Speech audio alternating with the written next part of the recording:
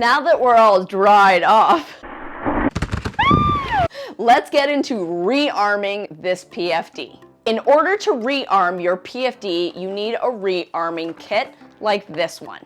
If you aren't sure what rearming kit you need, you can always check the user manual or label on the PFD. On this one here, it's at the very bottom, which lines up with the rearming kit F. It's important to keep in mind that the rearming kit goes with a bunch of models, so things that are available in this kit might not necessarily be needed for this PFD to be rearmed. If you have a different PFD, check the manufacturer's website or your individual PFD to be sure. Let's get into it and rearm this PFD. As you can see, the PFD still has its firmness, and we'll get into inspecting the PFD on a monthly and annually basis after we rearm it. Step one, we gotta get rid of the air inside.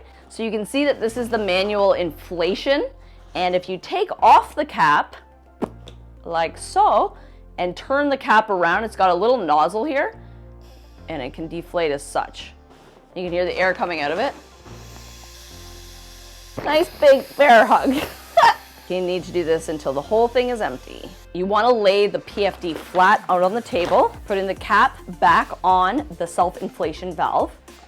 As you can see with the CO2 cylinder, the pin has been released. It has a red indicator where the green tab used to be before it was engaged. This indicates that the PFD is no longer armed and needs to be changed. The first step we need to do is remove the CO2 canister. Make sure that you're holding the base here so you're not ripping against the PFD.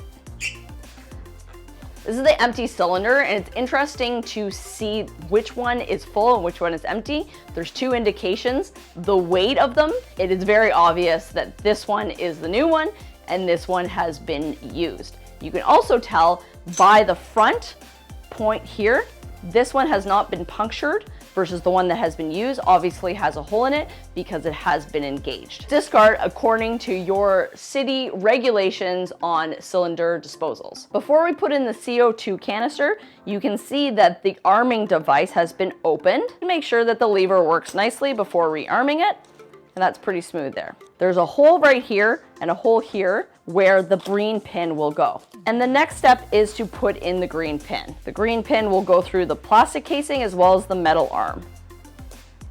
The next step is to attach the new CO2 cylinder. You'll want to hold where the pin and metal arm is while you're screwing in the CO2 canister. Make sure it's nice and secure and it's active and ready to go. Super easy to rearm that as you saw. Now we want to fold up the PFD and tuck it back in properly to the waist belt. We're going to flip the PFD over now that it's engaged. Fold one. Whoop. Fold. Fold 3, 4, and so on. There we go, nice little package of love and safety.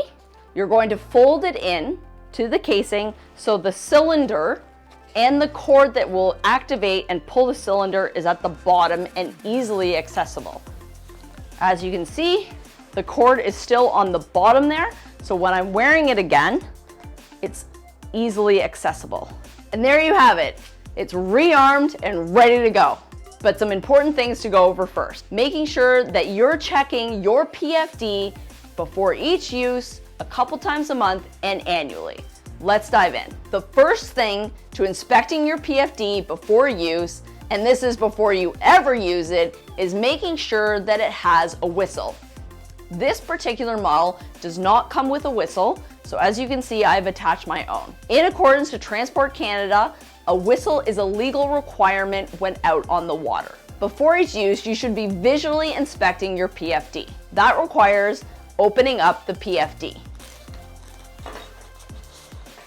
You'll want to visually inspect it for tears or holes and any corrosion. Also ensure that your indicator is green, showing that the PFD is ready to activate and use. Make sure the oral inflation is ready to use and properly tucked away. In addition, It's recommended that every 2 to 3 months, you're manually inflating your PFD to check for leaks. This is also important to do so you get the feel of what it would be like in case of an emergency. When orally inflating the PFD to check for leaks, inflate it all the way and leave for a minimum of 16 hours. Another way to check is once it's inflated, submerge the PFD and watch for bubbles. If the PFD doesn't hold its firmness or you see bubbles, it's time to replace. All right, let's manually inflate it. Take off the cap and blow into the valve.